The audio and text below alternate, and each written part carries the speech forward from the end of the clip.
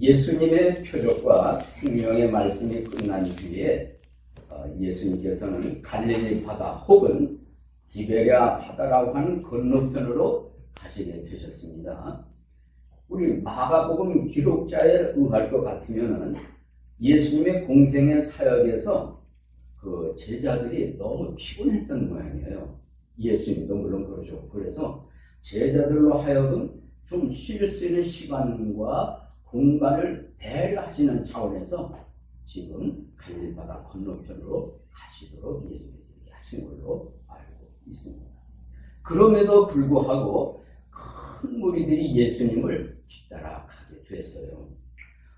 왜 큰 무리가 따라가느냐, 그 이유는 오늘의 본문 속에서도 확실하게 보여주고 있습니다. 그것은 사람들이 예수 그리스도께서 많은 병자들을 고쳐주시는 큰 이적, 기적들을 봤기 때문에 그래서 여전히 지금 예수님 길을 따라가고 있다라는 의미가 되겠습니다. 그러면 예수님과 제자들이 갈릴리 바다 건너편으로 가시고 도착하신 장소는 어디일까요? 오늘 본문을 읽어보면 그 도착한 장소의 지명이 정확하게 나타나 있지는 않습니다만 우리 요한복음 6장에 기록된 흔히 우리는 오병이어라고 하잖아요. 이 오병이어의 기적은 마태, 마가, 누가, 요한복음에 똑같이 기록되어 있는 기적입니다. 그래서 이 사복음서로 종합적으로 읽어보면은 예수님 도착한 장소를 언급한 분도 있거든요. 그 언급한 장소가 어디냐면 벳세다라고 하는 동네가 되겠습니다. 해안에 위치한 자그마한 동네인데 거기서 또 외진 곳으로 예수님이 제자들과 이동을 하셔서 가시게 되는데 거기까지 큰 무리들이 따라오게 됐다. 이런 배경을 생각하시면서 오늘의 말씀을 참고하는 시간을 가져보도록 하겠습니다. 시기적으로 말할 것 같으면은 오늘 본문에 있는 말씀처럼 6월절, 유대인의 명절 가운데 큰 명절에 속하는 6월절에 가까웠던 시기가 되겠고, 시간적으로 말하면은 이제 한낮이 지나서 저녁이 가까운 그런 시간이 됐어요. 이런 분위기 속에서 이제 큰 문제가 발생하거든요. 그 큰 문제라고 하는 것은 뭐냐면 큰 무리들이 예수님을 따라오는 걸 좋아하는데 때를 걸리는 거예요. 끼니를 걸리는 겁니다. 그러니까 배고픈 현상이 예수님께서도 느끼셨고 제자들도 그걸 알았고 당사자들도 배고파하는 모습을 역력하게 드러내 보였던 것입니다. 이렇게 큰 문제가 발생하니 이 큰 문제를 도대체 어떤 식으로 해결을 할까? 그리고 오늘의 주제는 오병이어의 기도라는 제목으로 말씀드리겠습니다. 여러분 이 이야기는 많이 들으셨을 거예요. 많은 설교 들으셨고 여러 차례 말씀을 읽으셨어야 생각합니다. 그럼에도 다시 한번 오늘 이 말씀을 들으심으로 저를 포함한 우리 모두가 은혜와 교훈하는 귀한 시간이 되길 바랍니다. 자, 배고픈 문제가 크게 발생한 한두 사람도 아니고 여러분 기억하시겠지만 수천 명이거든요. 말이 수천 명이지 끼니를 걸르고 배가 고파하는 이 배고픔의 현상을 어떻게 해결을 하는가? 오늘 본문 속에서 적어도 4가지 방법이 동원되는 걸 우리는 알 수가 있습니다. 첫째, 어떤 방법인가? 사람들로 하여금 동대로 보내자는 제안이었어요. 그 말은 무슨 뜻이냐면 배고픈 사람 각자가 동네로 들어가서 먹을 걸 사 먹도록, 그래서 배고픔을 해결하도록 하자는 제안이었거든요. 이런 제안에 대한 말씀은 누가 기록을 했냐면 마가라고 하는 분이 마가복음에서 기록을 했어요. 여러분 마가 아시죠? 네. 마가의 어머니 이름은 마리아거든요. 근데 이 마리아는 예루살렘에서 120명이 머물 수 있는 공간을 제공했던 분이에요. 그래서 우리 흔히 마가의 나라라고 그러잖아요. 그 어머니 이름이 마리아입니다. 이걸 보면은 120명이 머물 수 있는 큰 공간을 제공할 정도가 제력가라고 우리가 말하죠. 이분이 예수님입니다. 오순절날 성령님이 임하시도록 거기에 모여서 기도했다고 말합니다. 이걸 보면은 마리아라는 이분은 재력가이면서 예루살렘 교회가 형성된 아주 혁혁한 공을 세우는 아주 놀라운 여그리스도인이다 이렇게 말할 수 있는데 그분의 아들 이름이 뭐냐? 마가라 이거예요. 여러분 마가를 성경 읽다 보면은 시몬 베드로 사도 베드로 아시잖아요. 그분이 말하기를 이 마가는 내 영적 아들이라고 할 정도로 표현했거든요. 그리고 말을 잘하는 그 바나바 아시죠? 예, 이 바나바 그리고 성경에 아주 능통한 사람인데 이분의 생지를 조카라고 그러나요? 예, 그런 관계인 사람입니다. 이걸 보면 이렇게 봐도 그렇고 저렇게도 바라고 참 이분이 놀라운 분이구나. 마가복음을 기록했으니까요. 그분에 의할 것 같으면 거기에 이렇게 기록이 되어 있어요. 마가복음 6장 35, 36절 이제 낮이 많이 지났으므로 그분의 제자들이 그분께 나와 이르되 이곳은 외딴 곳이요 때도 이제 많이 지났으니 그들을 보내요. 그들의 주변 지역과 마을들로 들어가 빵을 사게 하소서. 그들에게 먹을 것이 없나이다. 이런 내용이 기록되는데 이 내용은 오늘의 본문 중에는 없습니다.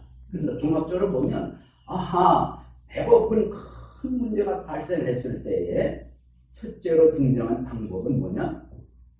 배고픈 사람들과 동네로 들어가서 사먹게 하자는 방법이었어요. 이렇게 제자들이 예수님께 제안을 하니까 예수님이 그거 좋은 방법이구나. 그렇게 하자. 이런 말씀이 아니라 갈 것 없다. 예수님이 이렇게 말씀을 하십니다. 우리 마가복음 14장 16절에 보면 이렇게 기록이 되어 있어요. 예수께서 그들에게 이르시되 그들이 떠날 필요가 없다. 너희가 그들에게 주어 먹게 하라 하시네. 자, 그럼 첫째 방법은 결과적으로 해결이 안 된다. 이렇게 볼 수가 있는 것이죠. 여러분, 이 세상에는 크고 작은 많고 많은 문제들이 우리 삶 속에 등장을 합니다. 흔히 사람들은 어떤 식으로 문제 해결을 하는가? 스스로 해결하려고 애를 쓰죠. 그렇게 해서 적지 않은 해결이 될 수가 있습니다. 하지만 스스로가 해결할 수 없는 문제들이 우리의 삶 속에 의외로 많이 있다고 하는 사실입니다. 저도 그걸 느끼고 여러분도 그렇게 느끼실 줄로 믿습니다. 자, 첫째는 무슨 방법이라고요? 스스로 해결하자는 방법이었어요. 그게 안 됐어요. 두 번째 무슨 방법일까요? 빌립의 방법이 등장을 했습니다. 오늘 본문의 말씀 보면은 이제 여러분들 주의 깊게 한번 살펴보시기 바랍니다. 이제 오늘의 말씀 5절 중간이에요. 큰 무리가 자기의 온 것을 보시고 빌립에게 이르시되 우리가 어디서 빵을 사서 이들을 먹이겠느냐 하시니 이렇게 말씀하시면 뭐 하시려 함이라? 시험하고자 하심이라. 그래서 빌립이 이제 대답을 합니다. 이렇게 대답을 하죠. 그분께 대답하되 함께 있습니다. 그들이 각각 조금씩 받을지라도 2박 데나리오너치의 빵이 그들에게 충분치 아니하리라 하며 이게 무슨 소리일까요? 빌립의 대답이 무슨 소리일까요? 불가능하다. 불가능하다. 결론은 왜 불가능하냐? 배고프니까 뭘 살려면 돈이 필요하지 않습니까? 예수님 각자에게 조금이라도 나눠주려면 빵을 사야 되는데 대충 제가 계산을 해봐도 200데나리오너치가 필요한데 그렇게 200데나리오너치를 산다 해도 이 수많은 수천 명에게 이건 부족합니다. 이런 얘기거든요. 왜 200데나리온 계산이 나왔을까요? 그러니까 오늘날 돈으로 환산은 얼마나 될까요? 여러분 데나리오는 잘 아실 거예요. 1데나리오는 당신 노동자의 하루 품삯이거든요. 그러면 200데나리오는 며칠 일해야 된다는 얘기가 나오니까 200일. 200일 동안 일하는 것이 200데나리오이다.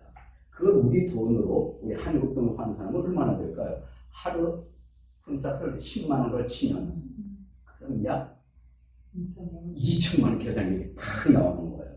그럼 우리는 이것을 보면은 빌립이 계산이 참 빨랐던 사람이에요. 그렇죠?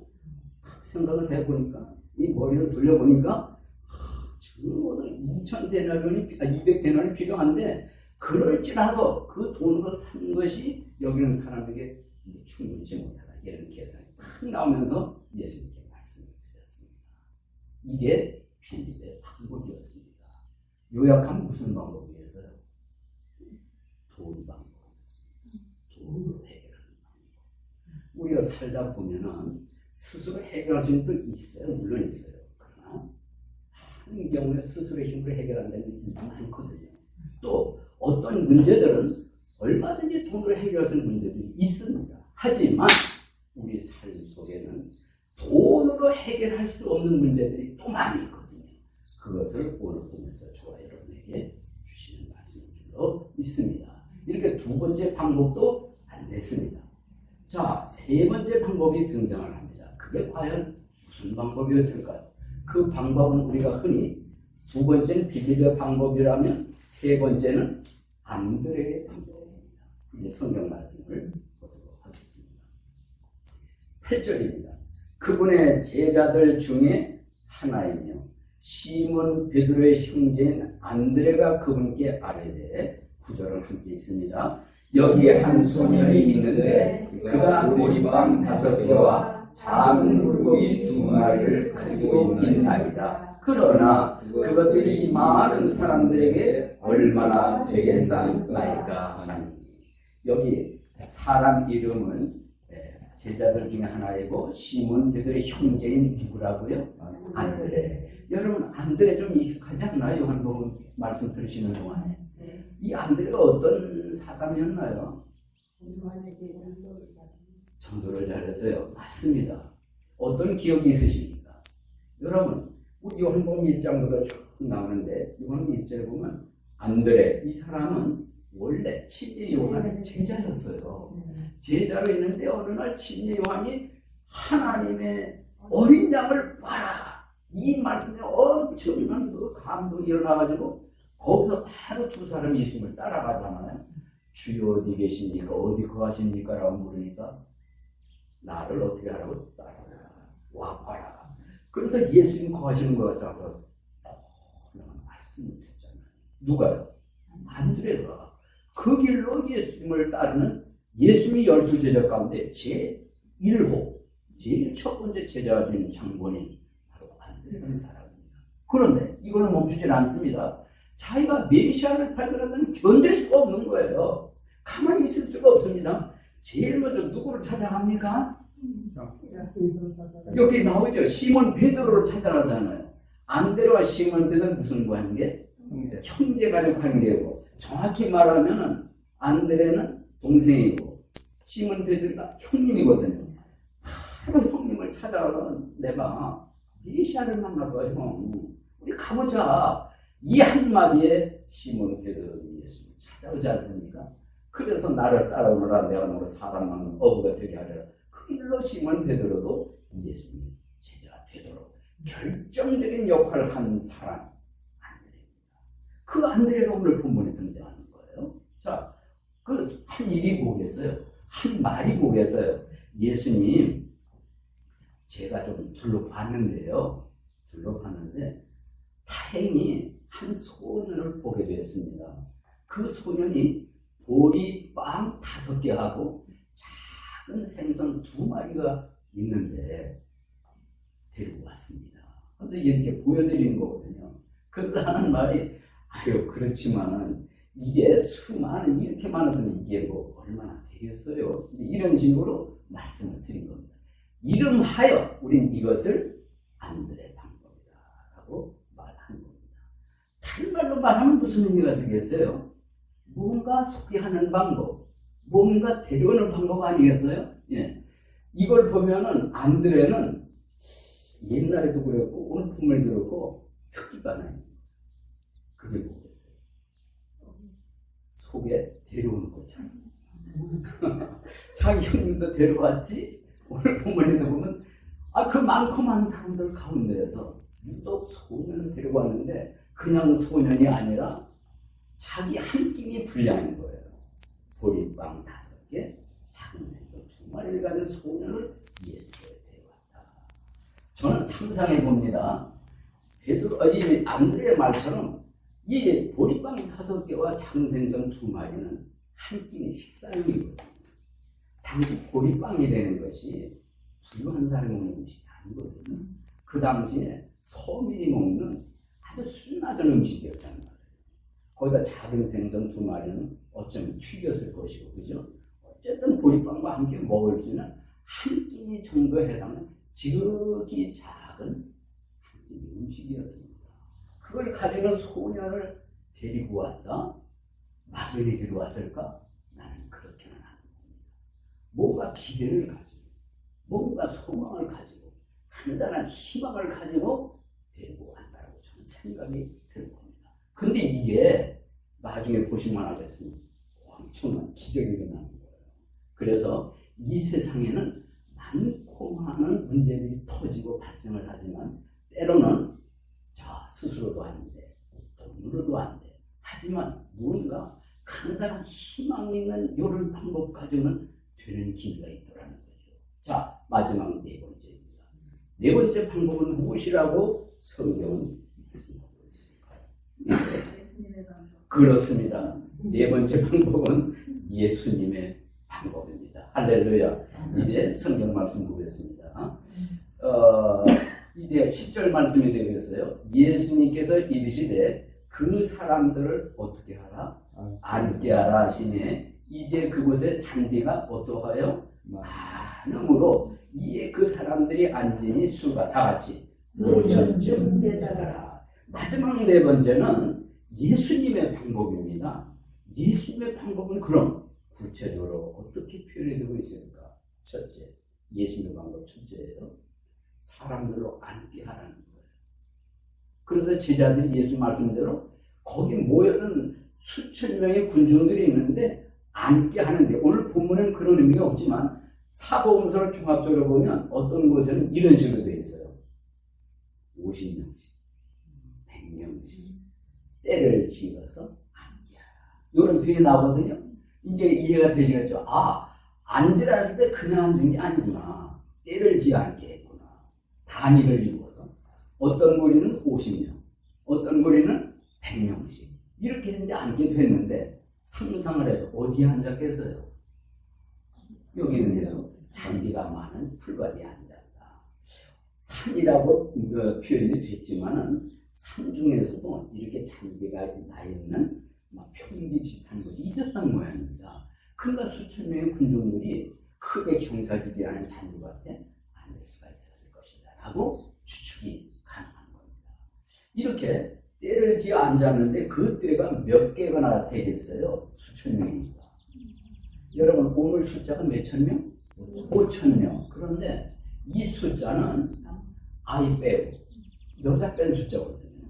근데 거기에는 아이들도 많이 따라왔을 거예요. 거기에 어찌 여성들이 없었겠습니까? 여성을 포함하고 아이들을 포함한 숫자는 대략 좋기 1만 명은 됐을 것이다.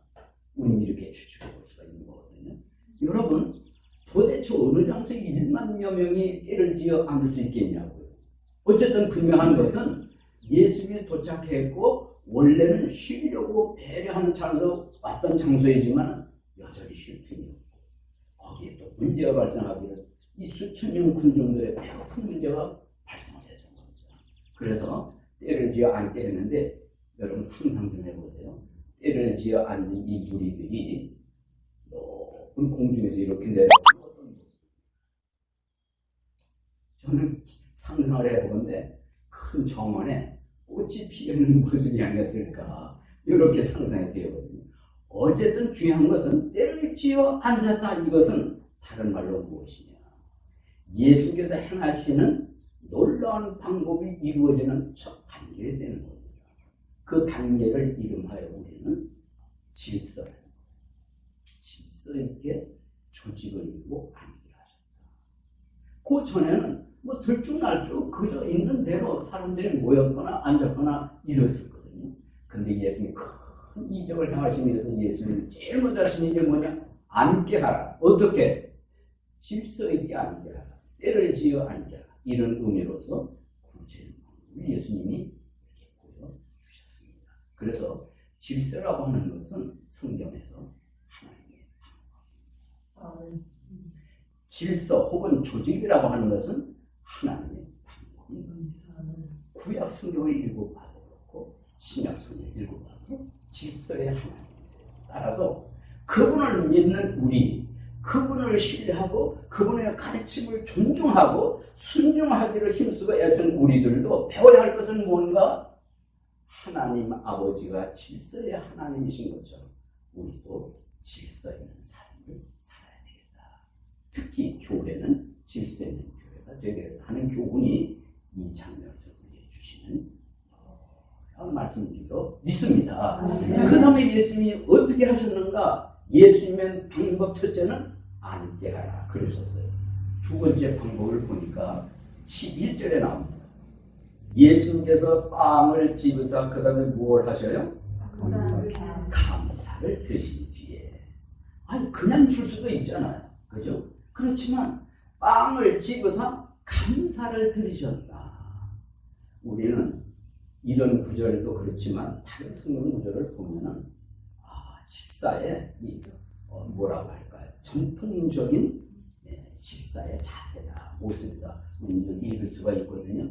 근데 여러분 예수님이 이렇게 빵을 집으사 이렇게 감사하셨다 이렇게 나오는데 사복음서 종합적으로 보면 다른 구절은 축사를 하셨다 이렇게 나오거든요. 축복하셨다.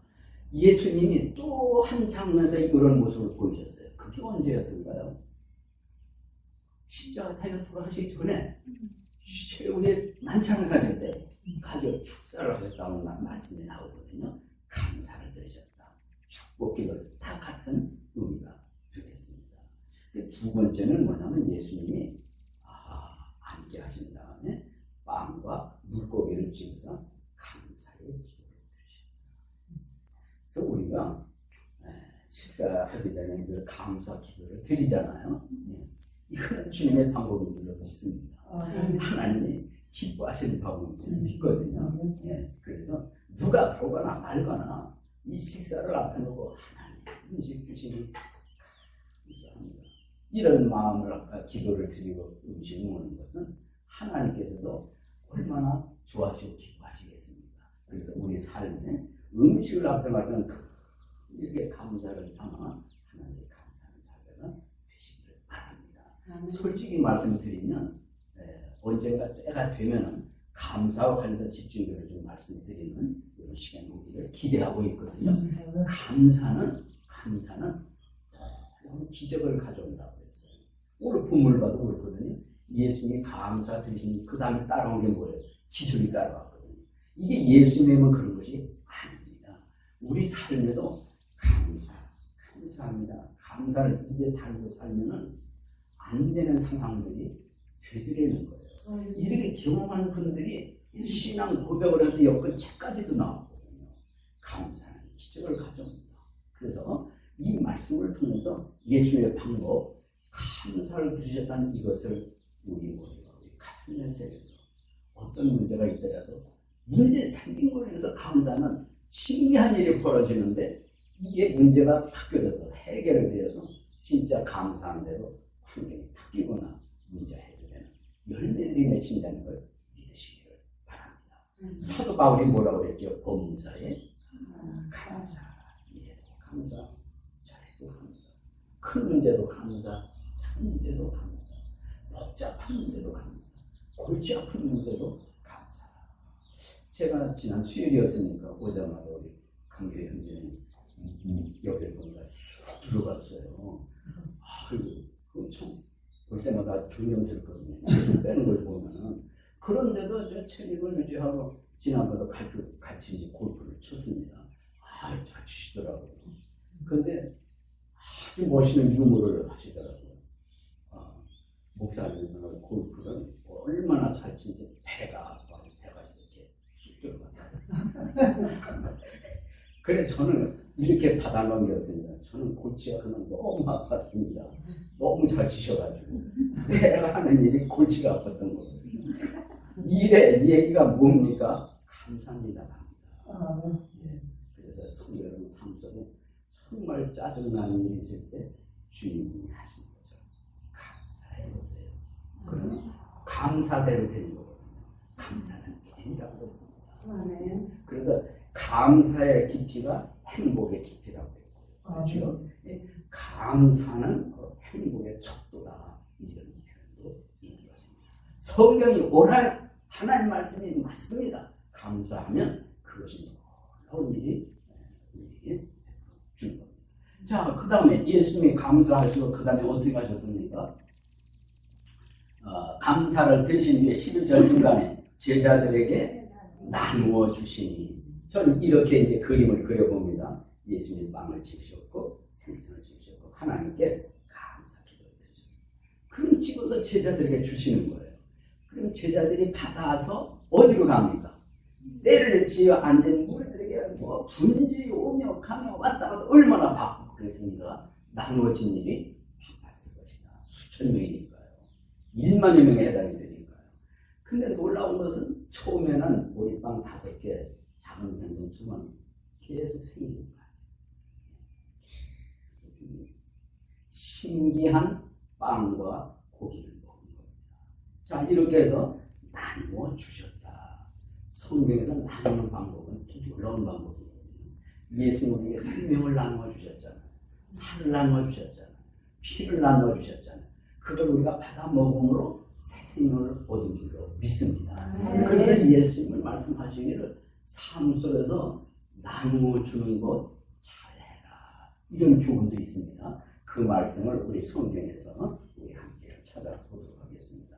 성경 말씀을 보면 우리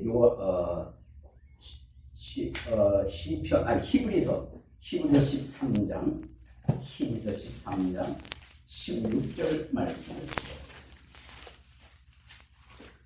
히브리서 13장 16절입니다. 다시 한 줄 읽고 히브리서 13장 16절 함께 있습니다. 시작.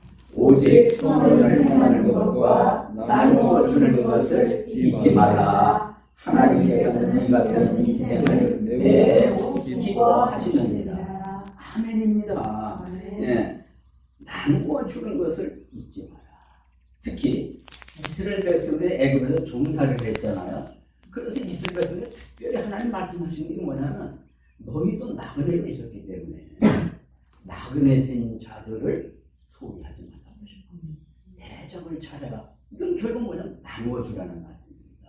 그러므로 우리 성경이 일관되게 우리 삶 속에 꼭 있어야 할 덕목 가운데 하나라면 그것은 나누는 삶으로 믿습니다. 우리가 신앙 안에서 기쁨도 나누잖아요. 즐거움도 나누잖아요.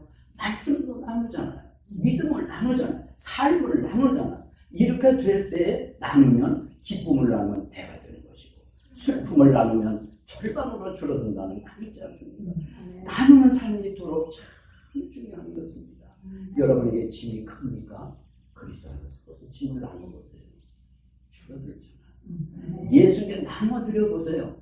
주님이 다 가져가시잖아요. 그래서 우리는 예수님이 축사하시고 제자에게 나눠주셨다는 것이 오늘 우리 믿음 생활을 이토록 아주 생생한 교로로 우리 마음에 담았다는 사실입니다.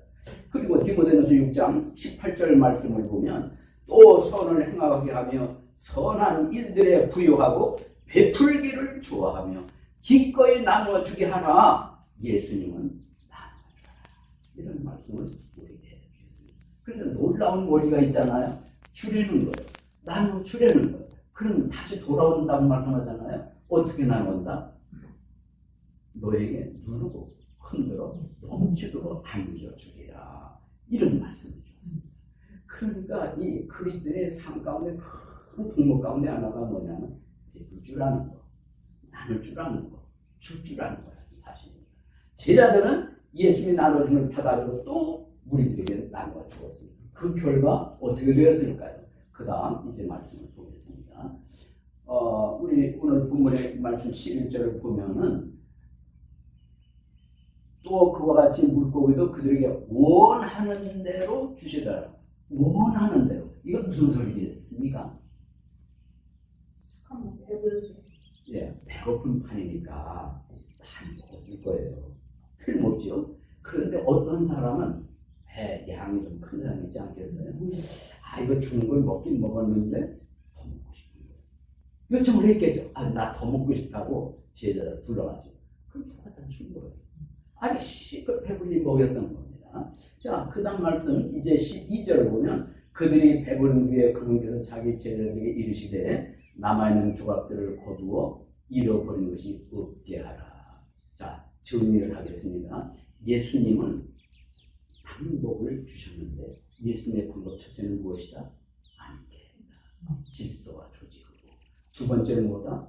감사드렸다. 셋째는 뭐다? 나눠주셨다. 네 번째는 뭐다? 버리는 것이 없도록 다 모아라. 이 말씀을 하시는 거예요. 여러분, 무리들 입장에서 보면 돈 주고 산 거 아니잖아요. 그렇죠? 뭐 수고의 대가로 이게 지금 배고픔이 해결된 게 아니죠. 그런 차원에서 보면 배불리 먹고, 여기 성경에 나옵니다만 충분히 넘치게 원하는 대로 먹었습니다. 그리고도 남았는데 이거 우습게 생각이 될 수도 있는 거예요. 돈 주고 산 것도 아니니까. 수고의 대가가 얻은 것도 아니니까. 그래서 실컷 먹고 배불러, 아이고 이제 더 이상 들어갈 자리가 없냐 하면서 먹고 남은 것이 있는데, 예수는 뭐냐면 그거 버리지 않게 모아라, 이렇게 말씀을 했습니다. 여러분, 그래서 모아진 바구니가 여기 성경에 있는 대로 12바구니를 채웠다, 이렇게 나옵니다.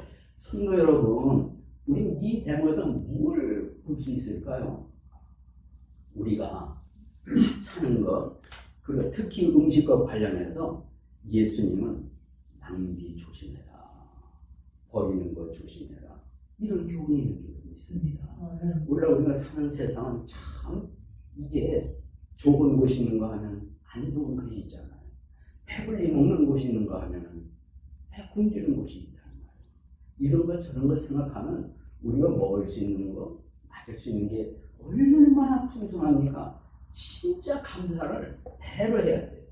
배로 해야 될 뿐만 아니라 혹시나 먹고 남은 것이 버리는 일이 없도록, 낭비되는 일이 없도록 조심하는 생활을 주시는 줄로 믿습니다. 자, 성도 여러분, 이제 정리 다 되셨죠? 이것이 무슨 방법? 예수님의 방법이었습니다. 그런데 이것을 우리는 다른 말로 주제를 삼기를 오병이어의 기적이라고 말씀드렸습니다. 무슨 일 때문에 기적이 일어나게 되는 거죠? 배고픈 문제가 발생했기 때문에. 그런데 이걸 해결하려고 사람들은 몇 가지 방법을 제안을 하고 시도를 했어요. 첫째가 무슨 방법? 스스로 해결하는 방법. 두 번째는 돈으로 해결하는 방법. 세 번째는 안드레의 방법. 마지막 네 번째는 예수님의 방법. 여러분은 삶에서 문제가 있을 때 내 스스로 안 되는 거, 돈으로 안 되는 거, 그럴 때는 어떻게 해결하십니까? 오늘의 기적은 우리에게 방법을 제시해 주시겠습니다. 때로는 안드레의 방법이 필요해요. 그렇지만 때로는 무슨 방법이 필요하냐? 예수님의 방법이 필요한 건데, 예수님께서 가져가세요. 문제를. 안드레처럼. 그래서 안드레는 오늘 이 말씀을 통해서 비록 작은 거였지만 가지고 왔더니 이게 작은 게 아니었다는 거예요. 비록 보리떡 5개와 작은 생선 2마리가 예수님께 들어가니까 5천여 명 이상이 먹을 수 있는 엄청난 기적이 일어났다는 사실입니다. 성도 여러분, 우리 스스로가 어떤 문제를 크다 작다 이걸 논하기 전에 무슨 문제든지 주님께로 가져갈 줄 아는 이런 믿음의 자세가 필요한 줄 믿습니다. 여러분 가끔 제가 골프를 치는데 이제 5번 나갔어요. 5번 나갔는데 갈 때마다 조금씩 진전이 있는 것 같아요. 제가 느끼기에. 예. 그런데 이 골프채도 선물로 받고 모든 걸 다 이게 갖춰져가지고 얼마나 감사한지. 제가 골프채 이게 값이 얼마인지 몰라요. 이게. 그런데 제가 가지고 있을 때는 그저 그렇지만 이 골프채가 골프의 황제라고 하는 사람이 누구죠? 타이거 우즈. 그 사람이 딱 잡으면 뭐가 됩니까? 얼마 전 신문에 기사 나온 거 보니까 경매가 나왔더라고요. 경매가 나오는데 뭐 수십만 불이에요. 그러니까 누구의 손에 드냐에 따라 틀리잖아요. 그렇죠? 여러분 다윗 아시죠? 물맷돌 5개를 집어들었어요. 그게 제 손에 있으니 이게 뭐겠어요? 그냥 돌이지. 다윗 손, 믿음의 손에 들으니까 이게 어떻게 되냐? 골리앗 장을 딱 한 방에 꼬꾸라뜨리는 기적이 일어나지 않았습니까? 이건 우리가 뭘 가르쳐 주는 거 하면은 우리가 비록 합창다 할지라도, 비록 적다 할지라도, 아무것도 아니라고 할지라도 주님의 손에 들리면 어떻게 되는가를 보여줘요. 주님 손에 들려온다, 주님 손에 붙잡힌다. 그 이후는 여러분 기적이 일어나는 줄로 믿습니다. 여러분 병 고침 받는 것만 기적입니까? 아니잖아요. 다른 사람이 기뻐할 수 없을 때 내가 기뻐한다면 나는 그걸 기적으로 보는 거예요. 다른 사람이 감사할 수 없을 때 내가 감사한다면 그게 바로 기적 아니겠습니까? 우리가 주님 손에 들어가고 붙잡힌 바 된다면 그렇게 하신다는 거예요. 그래서 저는 오늘의 말씀은 이야 힘이 되는 말씀이고 우리에게 뭔가 활력을 주는 말씀이지 않겠습니까? 오병이의 기적이 옛날에 그 당시 그 시절의 기적으로 끝나는 게 아니라 진행 중인 거예요.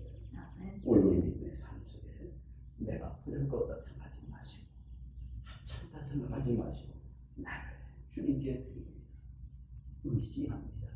바칩니다. 그러면 하나님께서 축사하시면서 우리의 삶을 기름지게 할 것이요 우리의 삶을 윤택하게 할 것이요 넘치는 삶으로 풍성을 주실 줄로 믿습니다. 오늘 이 말씀을 가슴에 새기면서 이렇게 살고 너도 이렇게 살고 형제도 이렇게 살고 자매도 이렇게 살아서 우리 샬롬 진예배 하나님 보실 때 아름다운 교회 건강한 교회 튼튼한 교회로 성전에 갈 수 있기를 우리 주님의 이름으로 축복합니다. 모두 일어나셔서